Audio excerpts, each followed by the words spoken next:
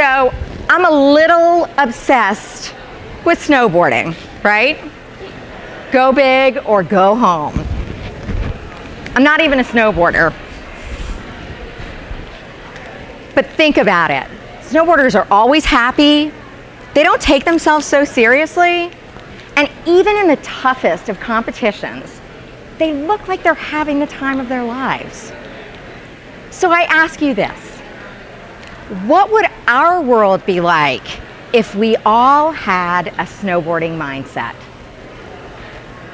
I was born too early to be a snowboarder. In fact, the International Snowboard Federation wasn't even formed until the year that I finished graduate school and entered the legal profession. And over the last few decades, both the legal industry and snowboarding have seen some serious evolution. So you can attend all of the great programs at the conference and hear more about the legal industry, how the last 20 years have seen more change than the previous 100, how this VUCA environment is creating a paradigm shift every 18 months. But as for snowboarding, I could talk about that all day. Because I like to think of myself as a keen observer of the sport. And if you watch the sport, there's a lot of stuff that you can learn. And I've learned stuff, and I've applied it to my career. And today, I'm going to share with you snowboard lessons. We only have 10 minutes, so I'm going to share the top 3.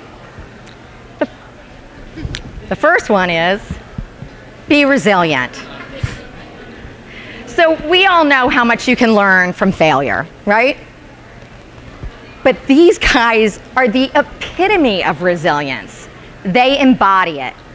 For example, Shaun White, 3 months before the 2018 Winter Olympic Games, suffered an injury resulting in bruised lungs and over 60 stitches. From his hospital bed, in an interview, he said, well, I guess my modeling career is over.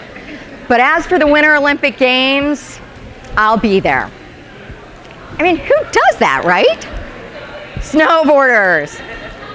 So those of you who know me know that I'm fairly outgoing, pretty chatty, I'm extroverted. When I was growing up, my dad gave me really great advice. And he would say things like, Michelle, never, ever pass up the opportunity to keep your mouth shut. And he would ask me the most excellent coaching questions like, how might you avoid inserting yourself into every possible conversation moving forward? So being the card-carrying extrovert that I was, I went off to college and immediately signed up for a public speaking course, right? I'm thinking, they're giving away credits for this? I love to talk. This is going to be such an easy A. What a bunch of chumps, right? So you can imagine the horror that I felt as I got up for my first public presentation in that class, and I gripped the podium, and the room got darker and darker and darker to the point where I woke up on the floor with my head bleeding and the professor and classmates standing over me. It was the worst grade I got throughout all of college, and it was an activity that I avoided for years. But what I learned from that was, A, I had an overinflated sense of my abilities that I seriously needed to get in check. And B, things aren't always as easy as they look. And in order to be good at things, you actually have to practice and work hard at those things. So when I entered the legal profession, I decided to put on my metaphorical snow boots and face my fear. And I looked for opportunities to speak in front of groups of people. And let me tell you, I'm going to be honest, I was not good at first. I ate a ton of snow and fell off a couple of chairlifts in front of the entire mountain. And what I learned from that experience was, when you overcome something that's been incredibly terrifying, it can be really powerful. So even today, I still get really nervous before I present. My palms sweat, but I look for opportunities to push myself and do things like I'm doing today. And you know, the other great thing about snowboarding is they wear helmets, and I was really tempted to bring mine today just in case. So, lesson number 2, find peer coaches and be generous. So, anyone here a Winter Olympic fan? Anyone in the audience raise up? Yeah, I'm a huge Olympics fan. I love it. Can you imagine the amount of coaching required to become an elite athlete like that? It's crazy, right? And the coaching looks different depending on the sport. So take, for example, figure skating, right? You've got these sage mentor coaches who have been around for a long time. Most of them competed in the 1920 games. And their job is to teach these young athletes how to skate based on the past and how things have always been done. And you don't see a whole lot of change. If you look at the last 10 years of figure skating, no real big change, right? And after the event, you see these really, really serious looking judges. And you see the competitors sitting next to these coaches. Look at the fun they're having here, okay? Looking very nervous, waiting for those scores that either result in elation or complete devastation. Snowboarding, on the other hand, where are the coaches? I never see the coaches when I'm watching snowboarding, right? Instead, you see the competitors who have already gone down the hill waiting at the bottom. See these guys down here? It doesn't matter if they have crushed it, killed it, or bombed out. They're still there waiting for that next competitor to go down, and they're cheering them on. So and if that person knocks it out of the park, they're there to share in that glory. So let me ask you, why is this sport so radically different? It's curious, isn't it? But there is a reason. It's because both snowboarding and the legal industry have evolved so quickly over the last few years that there really aren't a lot of coaches in snowboarding or the legal industry who have experienced the change. And so in snowboarding, those folks, they have to rely on each other to coach one another and to train together. In fact, they share tips and strategies with each other. They embody generosity. And in the legal industry, we also have seen a ton of change.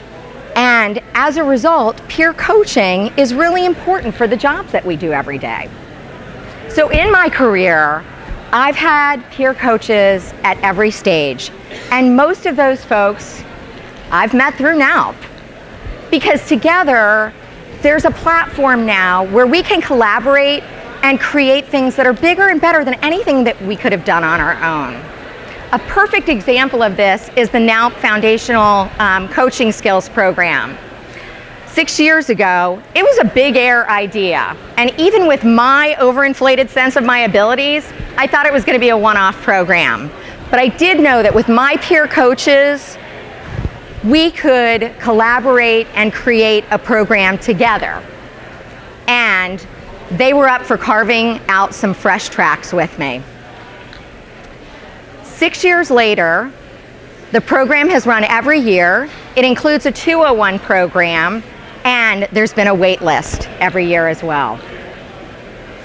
So lesson number 3, innovate and take risks. We all know snowboarders innovate and take risks every day. It explains the exponential gains the sport has made over the last few decades. Well, guess what? We all take risks every day when we bring fresh new ideas into our organizations. And sometimes we are really skiing or boarding on the edge when we try something new or we challenge the status quo. Last year, I took on a new role, and in thinking about bringing something new and innovative into the organization, talked to Heather Bach, our Chief Learning Officer, AKA fellow rider, about using a business simulation focused on not just business acumen, but leadership development and business development. So she was game to hit the slopes with me. And you can imagine our surprise when we met with firm leadership and their level of enthusiasm didn't quite mirror ours. there was a little pushback, and at one point I said, I am willing to bet my job on the success of this program. I went home that night and told my husband, and he was like, what? You'll be happy to hear I still work for the firm, and the program piloted last June. It even won a couple of awards, one in the legal industry and one across all industries. So I ask you all again the question, what would our world be like if we all had a snowboarding mindset? I don't know what the future holds for the legal industry or for snowboarding, but I guarantee both will continue to evolve at a fairly rapid rate. And that's why I think it would be so great if we all had a snowboarding mindset, because with resiliency, innovation, risk-taking, and peer coaching, we can all blaze new trails together and have such a good time doing it. Thank you.